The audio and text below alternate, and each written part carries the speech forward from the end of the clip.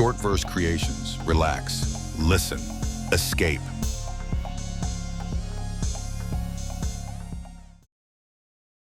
The Last Sunset. Chapter 1. A Love Worth Finding. The bookstore smelled of old paper and fresh coffee, a comforting combination that Liam had grown to love. It wasn't just the smell, though. It was the quiet hum of people flipping pages, the occasional laugh from a customer discovering an amusing passage, and the soft jazz playing overhead that made this place feel like a second home. It was Liam's sanctuary, a place where he could escape the monotony of his daily life as a software developer and lose himself in stories far more interesting than his own. That day, however, the bookstore wasn't just an escape. It was the beginning of something he never expected. Liam stood in the aisle labeled Travel and Adventure, his fingers tracing the spines of books about faraway places he'd never been to. He had always loved the idea of adventure, but in practice, he was more comfortable reading about it than living it. His life was safe, predictable, and that was fine with him. Or at least, it had been fine. Recently, he'd started feeling like something was missing, though he couldn't quite put his finger on what it was. Thinking of going somewhere exciting or just dreaming about it? A voice said from behind him. Liam turned, startled. A young woman stood there, holding a book with a bright red cover. She was strikingly beautiful, with shoulder-length dark hair that framed her face perfectly, and a mischievous smile that lit up her hazel eyes. She was wearing a leather jacket over a casual dress, the kind of outfit that suggested she was effortlessly cool. Mostly dreaming, Liam admitted, feeling a little self-conscious. What about you? Her smile widened. Always planning. I can't sit still for too long. Guess that's why I love these books. They're like a little nudge to keep moving. She held up her book. Lost Horizons, a guide to hidden gems around the world. Liam glanced at his own book, A Guide to Italy, and shrugged. I guess I'm just stuck in the dreaming phase. Maybe you need a push, she said, raising an eyebrow. I'm Amara, by the way. Liam, he replied, shaking her outstretched hand. Her grip was firm, confident. He liked that. The spark. What started as a casual conversation about travel quickly turned into something more. Amara had an energy about her, a spark that made Liam feel like he'd known her forever.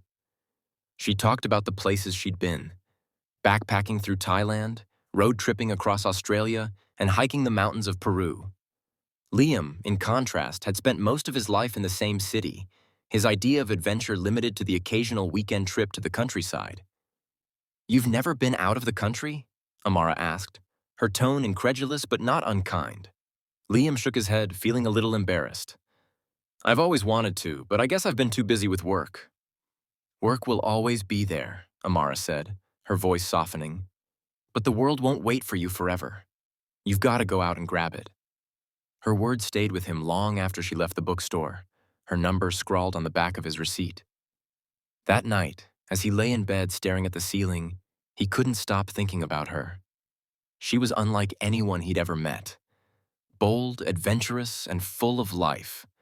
And for the first time in a long time, Liam felt like maybe he wanted to be a part of something bigger than his safe, predictable routine.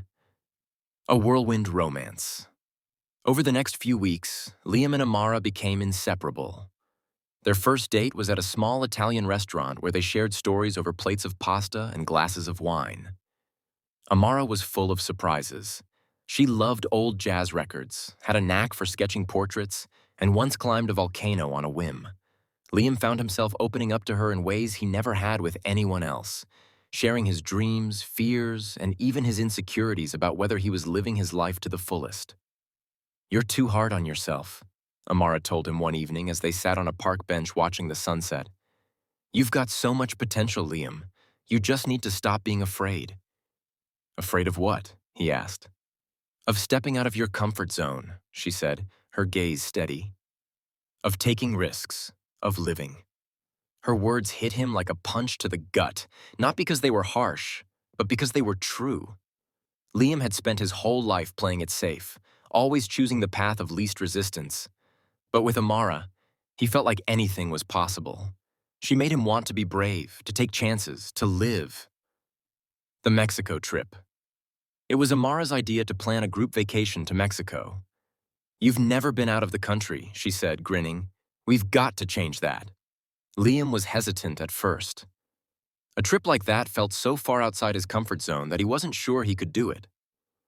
But Amara was persuasive, and before he knew it, they were booking flights and making plans with their friends. The group included Jordan, Amara's best friend and partner in crime; Kira, a pragmatic realist who kept everyone grounded; Devin, the jokester who always had a sarcastic comment; and Maya, the quiet observer who rarely spoke but always seemed to be taking everything in.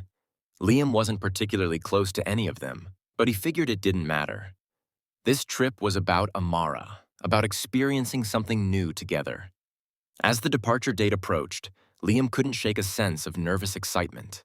He was stepping into the unknown, but for the first time in his life, he wasn't afraid. He was eager. Amara's shadows. In the midst of their planning, Liam began to notice little things about Amara that didn't quite add up. She would occasionally glance over her shoulder as if expecting to see someone there. Once, when they were out for coffee, she froze when she saw a man she seemed to recognize. But when Liam asked about it, she brushed it off, saying, "Just someone I used to know." Liam didn't press her. Everyone had a past, after all, and it wasn't his place to pry. Still, he couldn't shake the feeling that there was something she wasn't telling him. A moment of doubt. One night, as they lay in bed together, Liam voiced something that had been weighing on his mind. "Do you ever feel like you're running from something?" Amara was quiet for a long time before she answered. "Maybe," she admitted, "but I think I'm mostly running toward something. Toward freedom. Toward living the life I want, not the one people expect me to." Her words were cryptic, but Liam didn't push her. He loved her, and he trusted her. Whatever shadows she carried, he was willing to face them with her. Foreshadowing the journey. The morning of their departure, Liam and Amara stood in the airport, their bags packed and their hearts full of anticipation. Amara seemed lighter than she had in weeks, her excitement infectious. "This is going to be amazing," she said, slipping her hand into his. "You're going to see the world in a whole new way." Liam smiled, feeling a rush of gratitude for the woman who had turned his life upside down in the best possible way. He didn't know what awaited them in Mexico, but for the first time in his life, he was ready for the adventure. As they boarded the plane, Amara glanced over her shoulder one last time. Liam noticed but didn't say anything. He didn't know it then, but that trip would change everything. Chapter 2. Paradise Found. The plane touched down in Cancun just as the sun was beginning to set, painting the sky in brilliant hues of orange and pink. Liam pressed his forehead against the window, marveling at the sight. He'd seen sunsets before, of course, but something about this one felt different. It wasn't just a sunset. It was the start of something new. Amara nudged him with her elbow. "You're going to love this," she said, her voice alive with excitement. "The sunsets here are magic. It's like the sky is trying to tell you a secret." Liam smiled, though he wasn't sure he understood what she meant. And yet, sitting beside her, he felt like he was on the brink of discovering something extraordinary. Welcome to Mexico. The group had rented a villa on the outskirts of Playa del Carmen, a cozy two-story house with white stucco walls, terracotta tiles, and a view of the ocean that took Liam's breath away. The air was warm and salty, carrying with it the distant sound of waves crashing against the shore. Palm trees swayed gently in the breeze, their fronds catching the fading light. "This is paradise," Jordan declared as he threw his backpack onto one of the couches in the living room. He was tall and broad-shouldered, with the kind of charisma that made him the unofficial leader of their group. "I'm calling dibs on the room with the balcony." "Not fair," Kira protested, crossing her arms. She was the most pragmatic of the group, her sharp wit often clashing with Jordan's carefree attitude. "We should draw straws or something. Or we could just let him have it so he stops whining," Devin said by grinning as he dropped his duffel bag on the floor. The jokester of the group, Devin had a knack for diffusing tension with a well-timed quip. Besides, I'm pretty sure there's enough tequila in this town to make any room feel like the best one. Maya, the quietest of the group, simply shrugged and chose the smallest room without complaint. She was an enigma to Liam, soft-spoken but always watching, as if she saw things no one else did. Amara and Liam picked a room on the ground floor, its large windows opening onto a small patio where they could sit and watch the ocean. As they unpacked, Liam couldn't help but feel a twinge of anxiety. This was all so far outside his comfort zone. New country, new people, new experiences. But when Amara wrapped her arms around him and rested her head on his shoulder, the tension melted away. "This is going to be amazing," she whispered, and Liam believed her. The first days of bliss. The first couple of days were a blur of sun, sand, and laughter. The group spent their mornings lounging on the beach, their afternoons exploring the local markets, and their evenings sampling the vibrant nightlife. For Liam, it was a sensory overload. The colors, the sounds, the smells, all so different from the quiet, gray world he was used to. But Amara was in her element, her energy infectious. One evening, as they wandered through a bustling street market, Amara dragged Liam from stall to stall, her eyes lighting up at every new discovery. She bought hand-woven bracelets for the group, sampled street food with reckless abandon, and even convinced Liam to try a cup of tepache, a fermented pineapple drink that was both sweet and tangy. "This is what it's all about," she said as they sat on the edge of a fountain, watching a group of children chase each other around the plaza. Living in the moment, forgetting about schedules and deadlines and just being. Liam nodded, though he wasn't sure he fully understood. For him, living in the moment was a foreign concept. But sitting there with Amara, the warm night air wrapping around them like a blanket, he thought maybe he was starting to get it. The group dynamics. While Liam and Amara were wrapped up in their own little world, the group's dynamics provided plenty of entertainment. Jordan and Kira bickered constantly, their arguments ranging from who should pick the day's activities to whether or not it was acceptable to eat tacos for breakfast. Devin, ever the peacemaker, would chime in with a sarcastic comment that usually left everyone laughing. Maya, on the other hand, was a mystery. She rarely spoke unless spoken to, and even then, her answers were brief. But Liam noticed that she was always watching, her dark eyes flitting from person to person as if she were trying to piece together a puzzle no one else could see. One night, as the group sat around a bonfire on the beach, Maya turned to Liam. "You and Amara seem really happy," she said, her voice soft but steady. "We are," Liam replied, surprised by the question. She's amazing." Maya nodded, her gaze drifting to the flames. "She is. Just be careful." Liam frowned. "What do you mean?"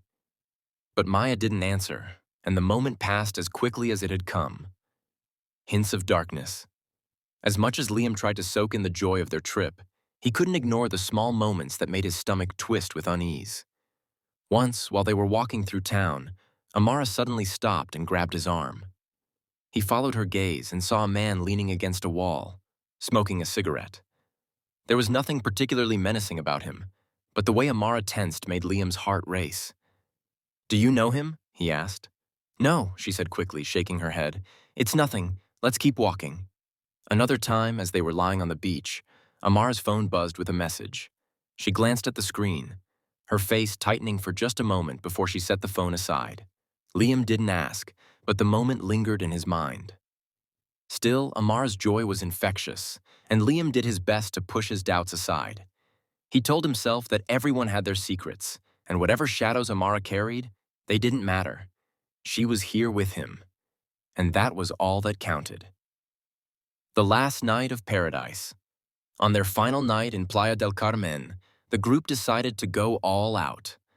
They dressed up in their best clothes and headed to a lively bar on the beach, its neon lights casting colorful reflections on the sand. The music was loud, the drinks were strong, and the energy was electric.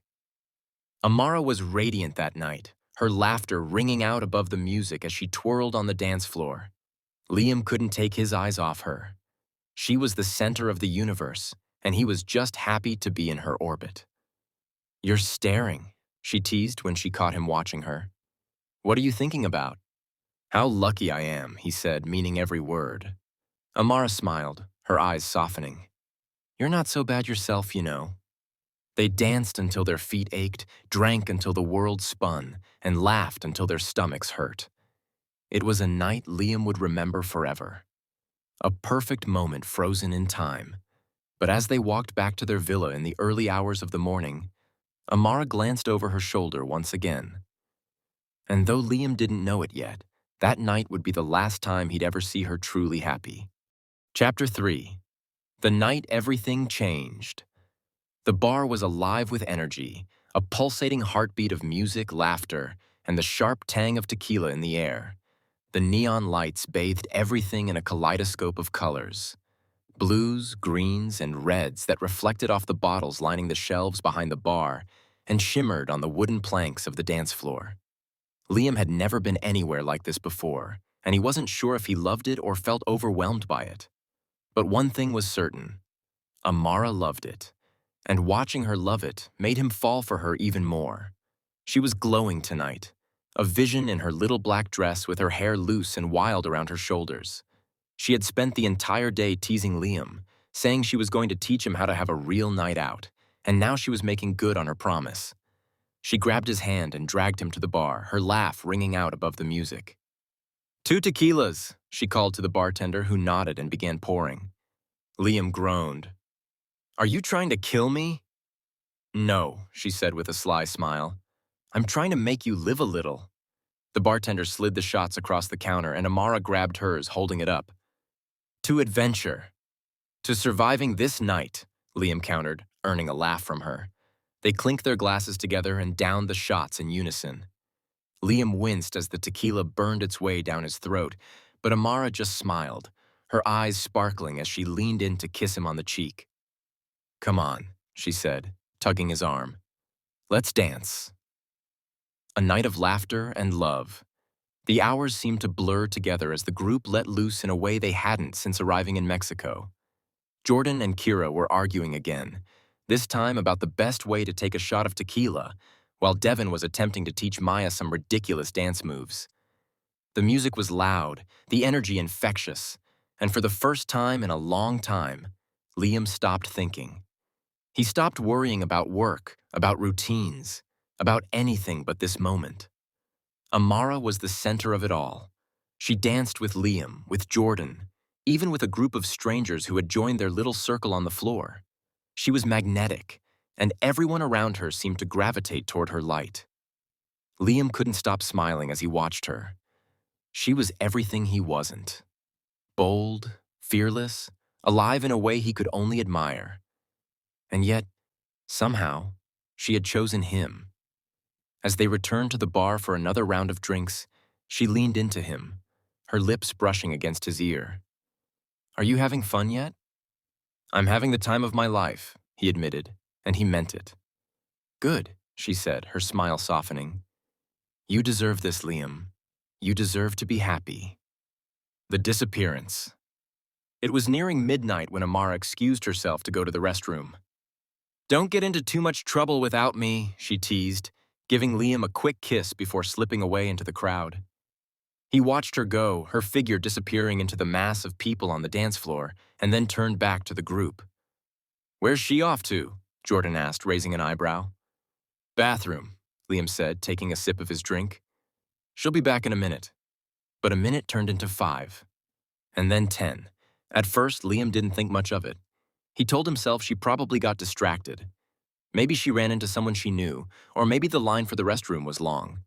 But as the minutes ticked by, he started to feel a gnawing sense of unease. I'm going to check on her, he said, setting his drink down. I'm sure she's fine, Kira said, though her tone lacked conviction. Yeah, she's probably just chatting up some random stranger, Devin added with a grin. You know how she is. But Liam wasn't convinced. Something didn't feel right. He pushed his way through the crowd, heading toward the restrooms at the back of the bar. The hallway was dimly lit, the music from the main room muffled but still audible. He waited outside the women's restroom for a few moments, feeling awkward but too worried to care. When the door swung open, it wasn't Amara who stepped out. It was a group of women, laughing and chatting as they passed him. "Excuse me," Liam said, his voice tight. "Did you see a girl in there? About this tall, dark hair, black dress?" One of the women shook her head. "No, sorry." Liam felt his chest tighten. He pushed open the door to the restroom and called her name. "Amara, are you in here?" Silence. The search begins. By the time Liam returned to the bar, the unease in his stomach had turned into full-blown panic. He checked the dance floor, weaving through the crowd as he called her name, but there was no sign of her. He checked their table, the patio outside, even the street in front of the bar, but she was nowhere to be found. "Liam, what's going on?" Kira asked, her brow furrowed as she approached him. "I can't find her," he said, his voice shaking. "She's not in the bathroom, she's not on the dance floor. She's gone." Jordan frowned. "She probably just stepped outside for some air. You know how she gets."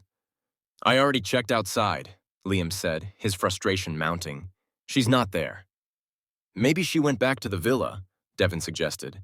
"She might have just needed some space." Liam wanted to believe that, but something about it didn't feel right. Amara wouldn't have left without telling him. She wouldn't have just disappeared like this. "We need to find her," he said, his voice rising. "Something's wrong. I can feel it." A frantic night. The group split up to search for Amara, combing the streets around the bar and asking anyone they passed if they had seen her. Liam's heart pounded as he wandered through the dimly lit alleyways, his mind racing with worst-case scenarios. What if she was hurt?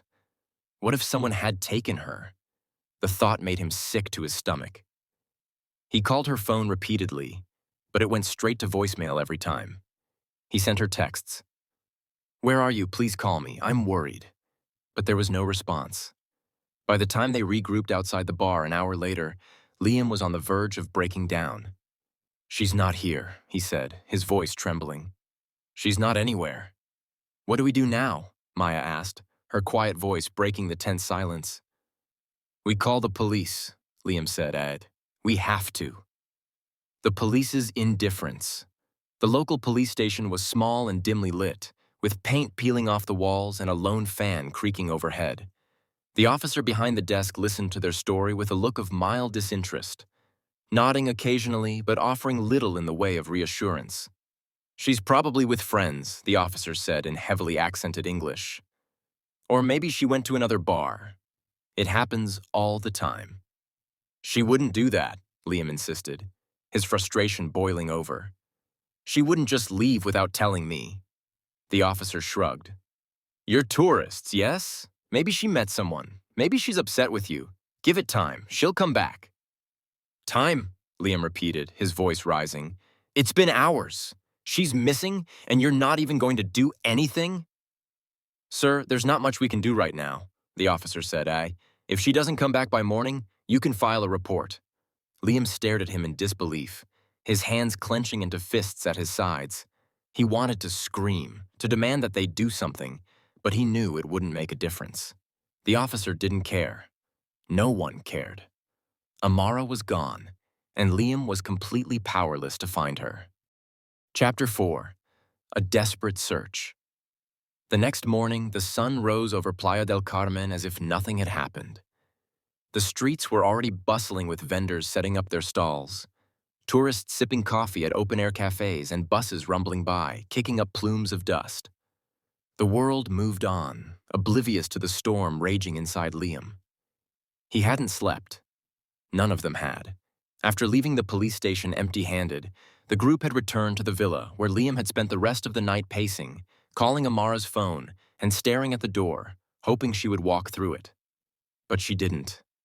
And now, as the first rays of sunlight crept through the windows, he felt the weight of her absence pressing down on him like a lead blanket.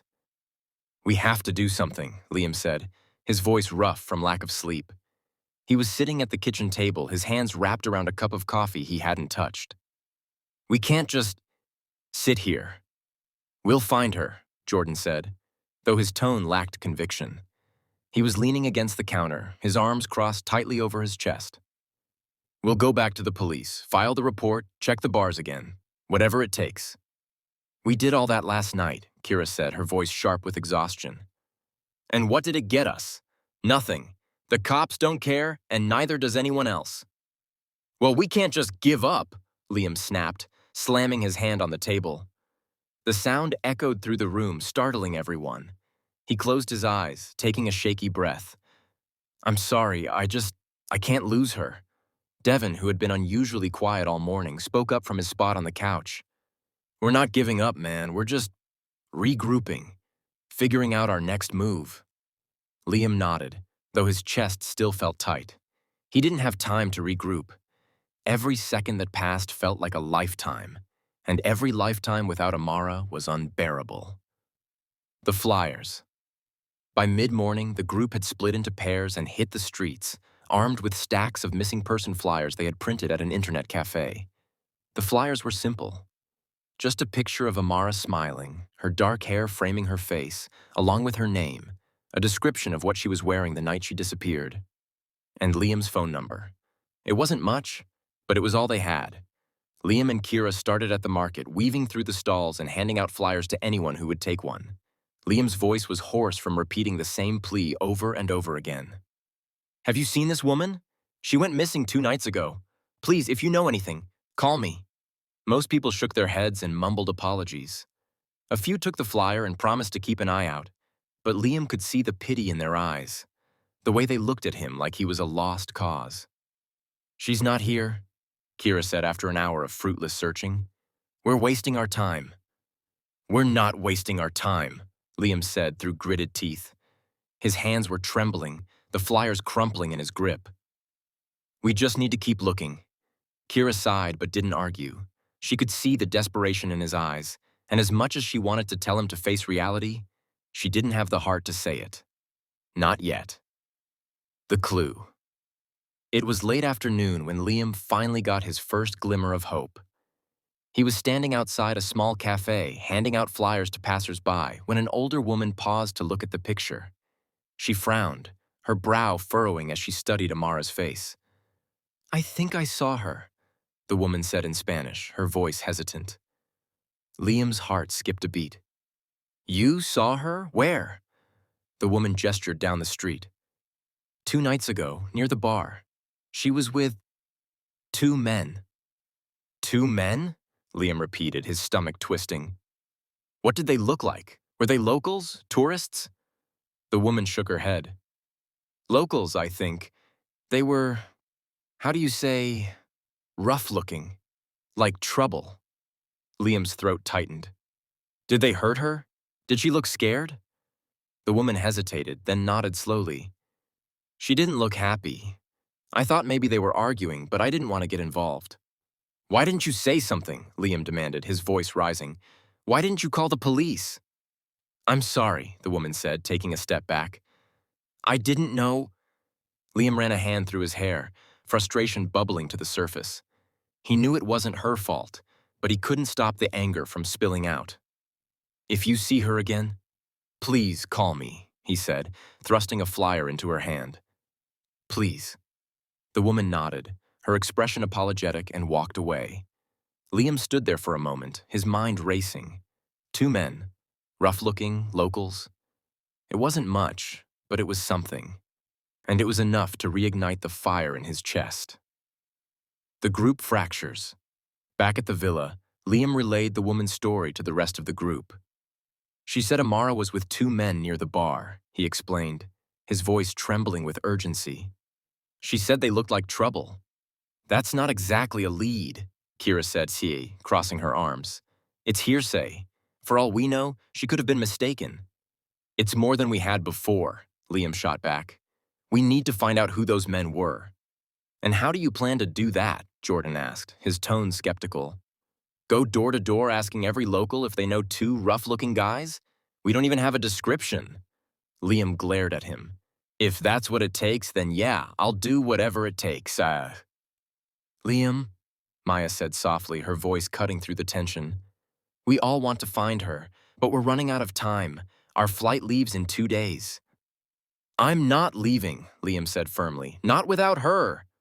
The room fell silent. No one knew what to say. They all wanted to help, but the reality was sinking in. There was only so much they could do. And as much as they cared about Amara, They weren't prepared to sacrifice their own lives to stay in Mexico indefinitely. The breaking point. That night, Liam sat alone on the villa's patio, staring out at the ocean. The waves crashed against the shore in a soothing rhythm, but he felt no comfort. His mind was a storm, swirling with images of Amara, her laugh, her smile, the way her eyes lit up when she talked about her dreams. And now, those same eyes were haunting him, staring back at him from the flyers scattered across the table. He felt a hand on his shoulder and turned to see Maya standing behind him, her expression unreadable. "You should get some rest," she said gently. "You're not going to find her if you collapse from exhaustion." "I can't rest," Liam said, his voice cracking. "I close my eyes, and all I see is her. What if she's hurt? What if she's—" He couldn't say the word.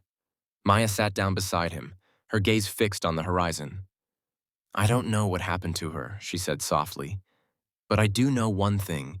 She wouldn't want you to destroy yourself over this. She loves you, Liam, and she'd want you to keep going no matter what." Liam swallowed hard, his chest aching. "I just want her back." "I know," Maya said. "We all do."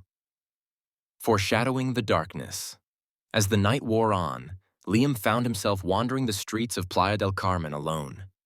The city felt different at night, darker, quieter, almost sinister. The neon lights that had once seemed so vibrant now felt garish, casting eerie shadows on the walls. He passed an alleyway and froze. For a moment, he thought he saw a figure standing in the shadows watching him. But when he blinked, the figure was gone. Liam shook his head, forcing himself to keep walking. He was just tired, that was all. But deep down, he couldn't shake the feeling that something was watching him, something he couldn't see. Chapter 5. Shadows at the Border. The coach rumbled along the highway, the tires humming against the asphalt as it carried the group away from Playa del Carmen. Liam sat by the window, his forehead pressed against the cool glass. Outside, the Mexican countryside blurred into a haze of green and gold, the late afternoon sun casting long shadows across the fields. But Liam barely noticed. His thoughts were elsewhere.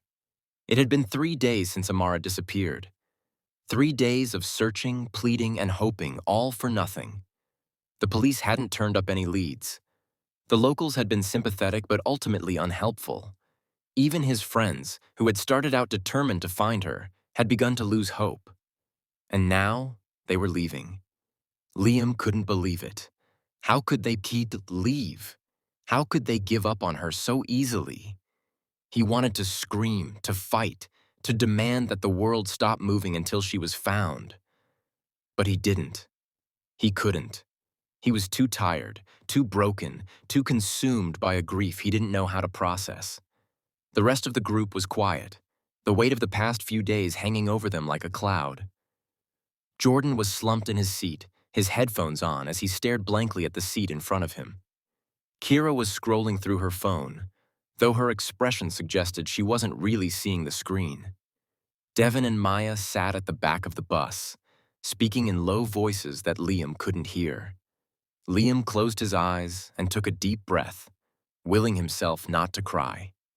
He had done enough of that over the past 3 days, but no matter how hard he tried, he couldn't get her out of his head. Her laugh, her smile, the way she had looked at him like he was the only person in the world. And then, the way she had disappeared, leaving only silence in her wake. "Where are you, Amara?" he thought for the 1,000th time. "Why didn't I protect you?" The passing car. The coach slowed as it approached the border checkpoint, the line of cars stretching ahead of them like a snake winding its way through the desert. Liam opened his eyes and sat up, glancing out the window. The checkpoint was a sprawling complex of concrete and steel, with uniformed officers moving between the vehicles, their expressions serious. As the coach inched forward, Liam's gaze wandered to the cars around them. Most were full of families or tourists, their windows rolled down to let in the warm breeze. But one car caught his attention. A dark sedan idling a few lanes over, its windows tinted so heavily that he couldn't see inside. Something about the car made his stomach twist. He didn't know why, but it felt wrong, like it didn't belong. And then he saw her. Amara. She was sitting in the back seat, her face pale and expressionless, her dark hair falling in loose waves over her shoulders. Her hands were folded in her lap, perfectly still. She wasn't looking out the window, wasn't looking at anything. She was just staring. For a moment, Liam thought he was imagining it. He blinked, his heart pounding in his chest, and looked again. But she was still there. "Amara!" he shouted, his voice breaking with desperation. He jumped out of his seat, pressing his hands against the glass. "Amara!" The rest of the group turned to look at him, their faces a mixture of confusion and alarm. "What's going on?" Jordan asked, pulling off his headphones. "It's her," Liam said, his voice frantic. "It's Amara. She's in that car." "Are you sure?" Kira asked, leaning over to look out the window. "Liam, it could be anyone." "It's her," Liam snapped. "I know it's her." Without thinking, he bolted down the aisle of the coach, stumbling as the driver slammed on the brakes. He ignored the shouts of his friends and the angry curses of the driver as he threw open the door and jumped onto the pavement. The chase. The sun was blinding as Liam sprinted toward the sedan, his heart racing. "Amara!" he shouted again, his voice raw. "Amara, it's me!" The sedan began to move, pulling forward in the line of cars. Liam pushed himself harder, his lungs burning as he tried to catch up. He could see her now, her face, her hair, the way she sat so still, so lifeless. She wasn't moving. She wasn't even looking at him. "Stop!" Liam yelled, his voice cracking. "Stop the car!" A border patrol officer stepped into his path, his hand raised. "Sir, you need to step back." "She's in that car!" Liam shouted, pointing wildly. "My girlfriend, she's in that car. They've got her." The officer frowned, his expression skeptical. "Sir, calm down. I'm telling the truth," Liam said, his voice trembling. "Please, just stop the car, please." The desperation in his voice must have gotten through to the officer because he nodded and spoke into his radio.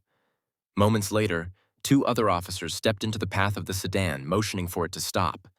The car hesitated, the driver clearly debating whether to comply. Then slowly, it rolled to a stop.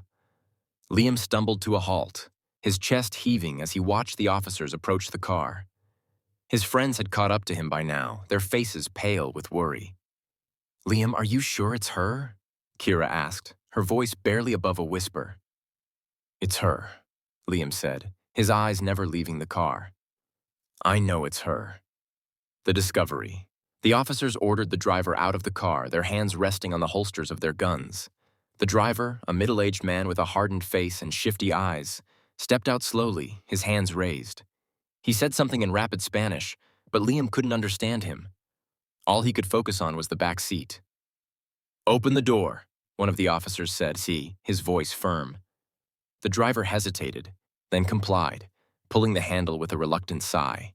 The door swung open and Liam's heart stopped. Amara was sitting there, just as he had seen her. Her face was pale, her eyes open but unseeing. Her body was unnaturally still, her head tilted slightly to one side. She wasn't moving. She wasn't breathing. She wasn't alive. "No," Liam whispered, his legs giving out beneath him. He fell to his knees, his hands trembling as tears blurred his vision. "No." The officers stepped closer, their expressions grim as they examined her. One of them reached out, gently lifting her arm. It fell limply to her side, revealing the grotesque truth. Her torso had been hollowed out, her body gutted and stitched back together with crude precision. Inside, where her organs should have been, were packages wrapped in plastic. Bricks of drugs, tightly packed and ready to be smuggled across the border. Liam's breath caught in his throat, a strangled sob escaping his lips. He couldn't look away, even though every instinct in his body was screaming at him to run, to hide, to forget what he was seeing. "She's..." Jordan started, but his voice faltered. "Oh my God."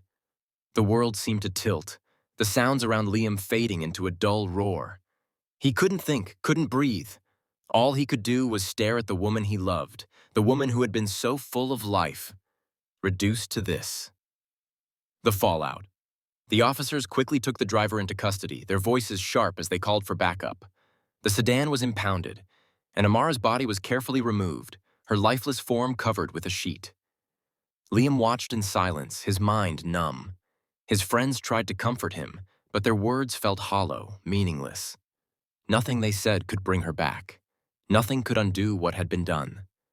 As the coach finally crossed the border into Texas later that night, Liam sat alone in the back, his eyes fixed on the horizon. He didn't cry. He didn't speak. He didn't feel anything. Amara was gone, and so was he. Chapter 6. The Aftermath. The Texas sun was high and merciless as the coach pulled into the small border town where the group's journey would end. The air was dry, the streets dusty, and the town itself seemed to reflect the emptiness that now consumed Liam. He sat silently in his seat, staring out the window but seeing nothing.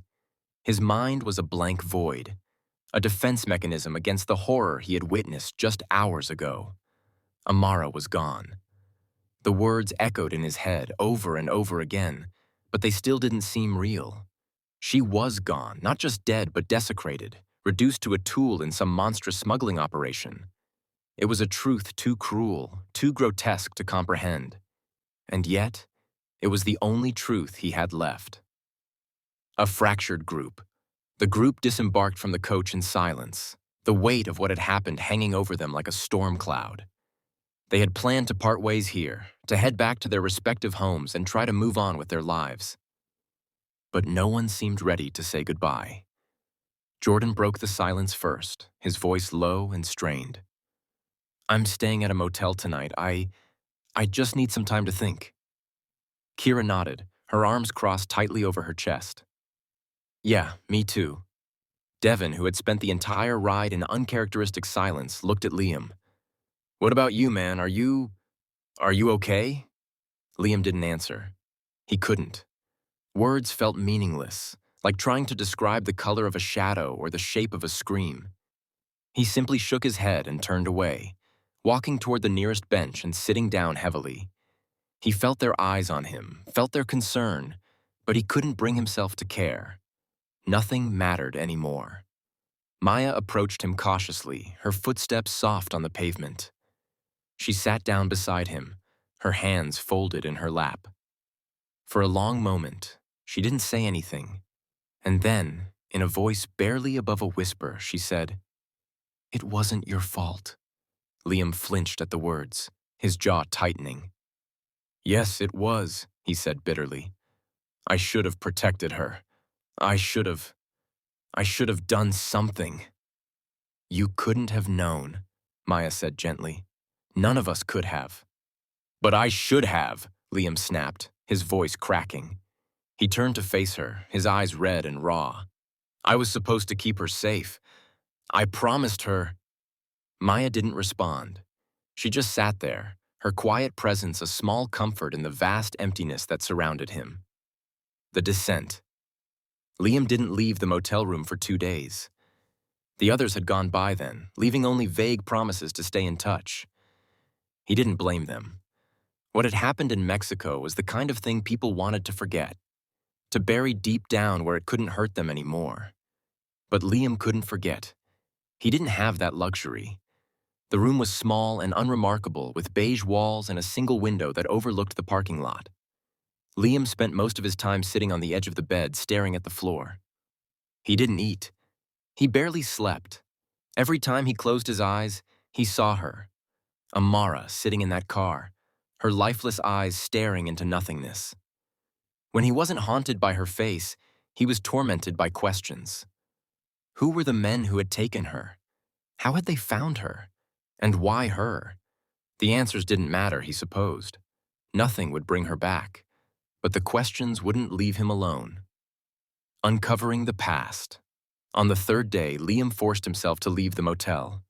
He didn't know where he was going, but he couldn't stay there anymore. The walls felt like they were closing in on him, suffocating him with their silence. He needed air. He needed answers. He wandered the streets of the border town, aimless and lost, until he found himself in a small, run-down cafe. The smell of coffee and fried food did little to stir his appetite, but he ordered a cup of black coffee anyway. As he sat in the corner, staring into the steaming liquid, He pulled out his phone and scrolled through his photos. There were dozens of pictures of Amara, laughing, smiling, her eyes alight with joy. Each one was a dagger to his heart, but he couldn't stop looking. She had been so alive, so full of life. How could this have happened to her? And then, as he stared at one particular photo, a picture of her on the beach in Playa del Carmen, her hair blowing in the wind, he noticed something. In the background, barely visible, was a man.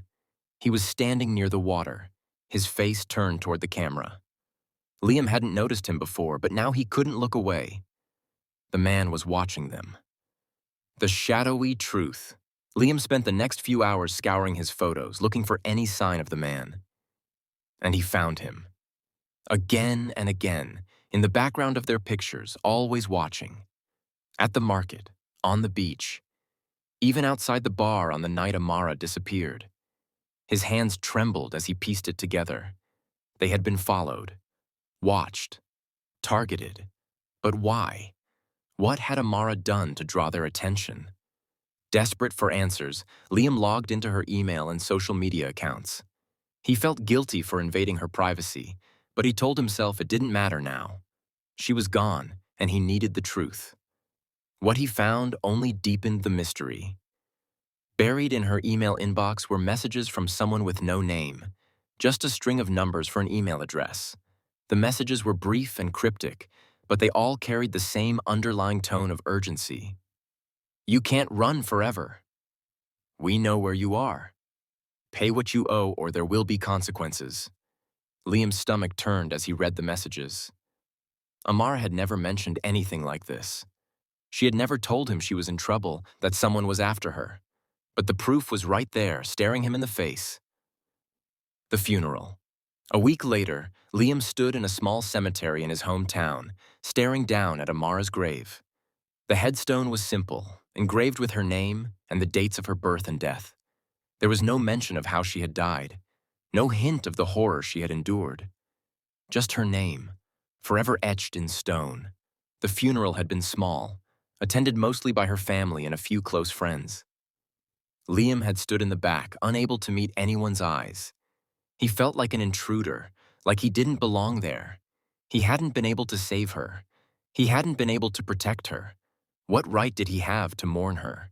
After the others had left, Liam stayed behind.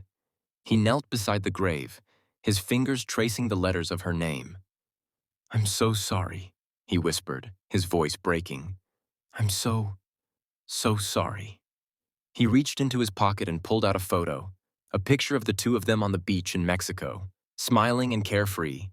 He placed it on the grave, the edges fluttering in the breeze. "I'll never forget you," he said. "I promise." The lingering shadow.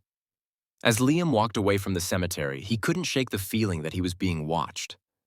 He turned, his eyes scanning the rows of headstones, but he saw no one, just shadows and silence. And yet, the feeling remained. He didn't know it yet, but his ordeal wasn't over. The cartel didn't leave loose ends, and Liam, for better or worse, was now part of their story. Thank you for listening to The Last Sunset. By Short Verse Creations, please like and subscribe for more audiobook. Short verse creations. Relax. Listen. Escape.